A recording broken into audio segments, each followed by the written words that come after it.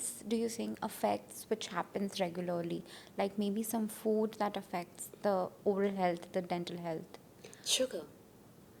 Sugar is just an enemy of your teeth and your entire body, I would say. It's not good for your enamel structure, your oral. You have more cavities if you have more sugar intake.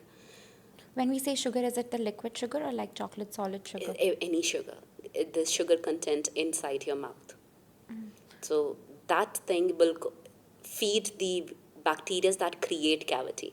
So you will tend to have more cavities in general. That's why the people who have more chocolate or sugar content, they have more cavities, because you're feeding the bacteria that cause cavity.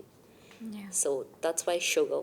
The second thing I would say is acidic drinks, like all the cola, soft drinks. They are just so bad. They erode your enamel structure completely. In UAE, more In than 100 liters of soda is no, consumed per year by no, one person. I know.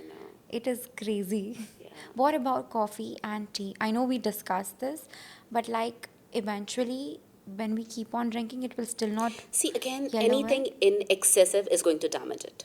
Okay, not only your teeth, your body as well. Yeah. So if you're someone who is having a lot of coffee the entire day, a lot of tea the entire day, firstly your teeth will get stained, and then your mouth goes into a dehydrating phase.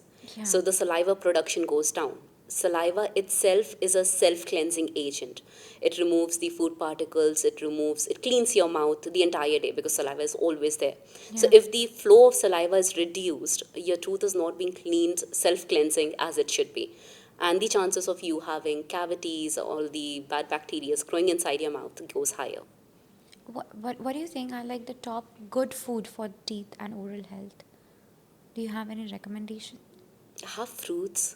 Yeah. But that sugar will not cause cavity. No, no, no, not that. See, again, the added sugar, the white sugar, the brown sugar, all those things destroy your teeth surface.